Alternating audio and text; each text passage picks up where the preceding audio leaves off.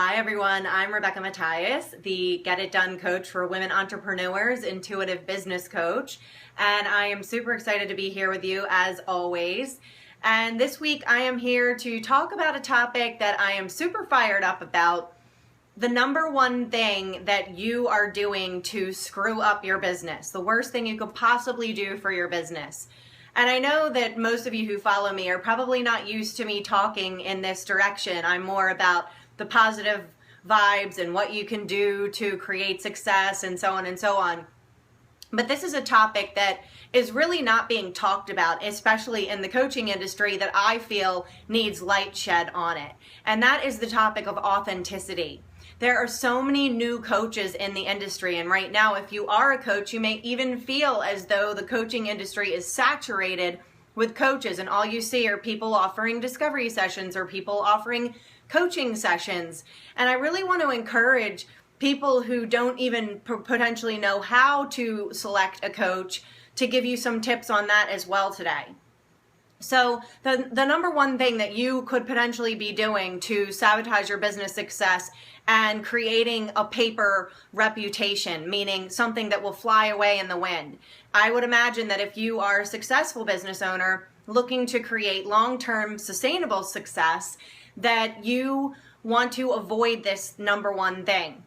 And that is teaching on a topic that you have not yet mastered. So I've seen so many coaches out in the industry and so many people talking about how to manifest money, and they're like living at home with their parents, or how to have 10K months and they had like one 10K month.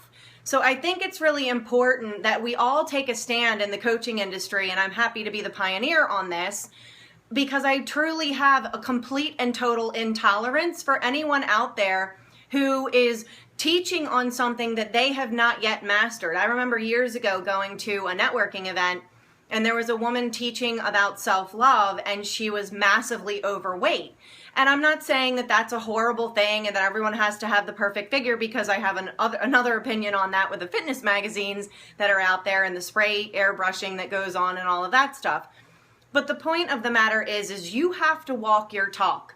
I have seen far too many businesses, and I've worked with mentors as well, where the truth came out at some point and they weren't walking their talk. And people know it. They know when you're being real. They can feel it.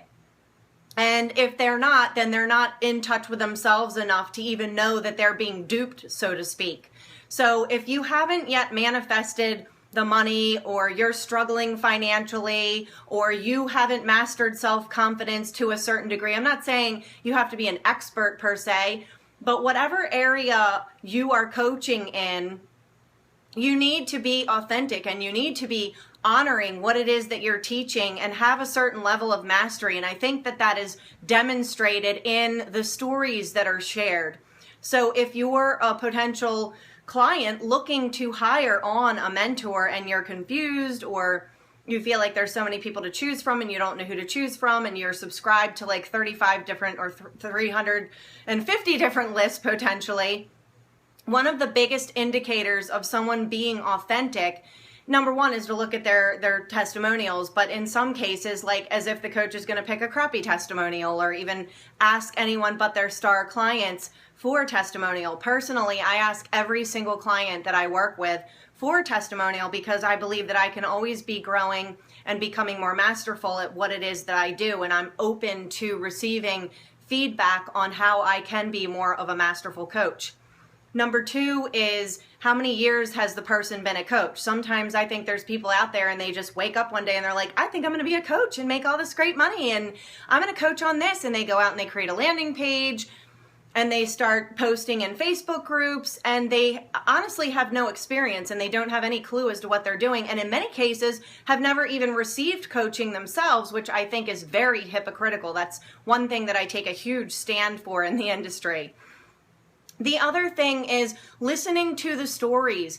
What kind of stories is this person sharing on their website, or in their marketing or on perhaps a free training. A lot of the stories that I share without me even telling you I've been in the coaching industry for 5.5 years are very indicative of my level of coaching mastery and the experiences that I have acquired over the years that have led me to this level of coaching mastery that allows my clients to get the really phenomenal results in a very quick time.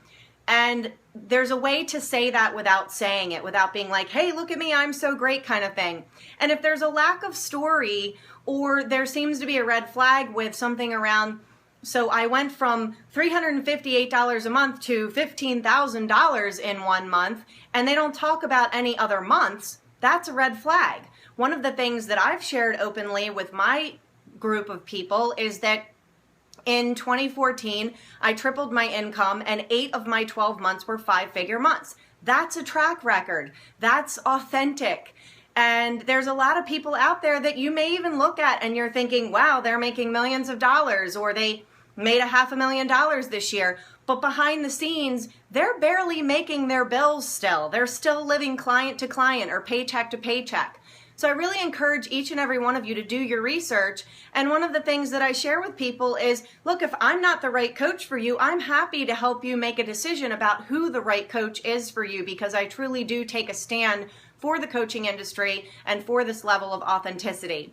I hope you've had some wisdom on today's call, and I hope this inspires you to take a look at, are you being authentic, to do a little self-check here. And for those of you looking for a coach in the industry, I hope this inspires you to be more educated about who to pick and why to pick them. Have a great rest of the day, everybody.